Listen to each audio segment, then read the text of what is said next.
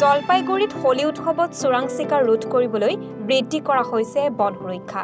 বনাঞ্চলৰ বিভিন্ন অঞ্চলত ডগ স্কোৱাড লগত লৈ বনকৰ্মীৰ দলে টহল দিয়া পৰিলক্ষিত হয়। মন কৰিবলগীয়া যে হোলী উৎসৱক চিকাৰ উৎসৱ হিচাপে পালন কৰে একাংশ লোকে।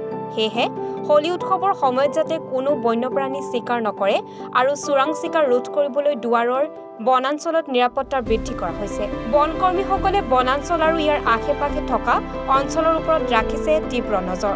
হোলী উৎসৱৰ পূৰ্বে আৰু দিনটোত ৰামচাই আৰু গুৰুমাৰা বনাঞ্চলৰ বিভিন্ন স্থানত ডগ স্কোৱাডৰ সৈতে নিৰীক্ষণ কৰি আছে বনকৰ্মী, পৰিৱেশ সংগঠন আৰু JFMCৰ সদস্যসকলে।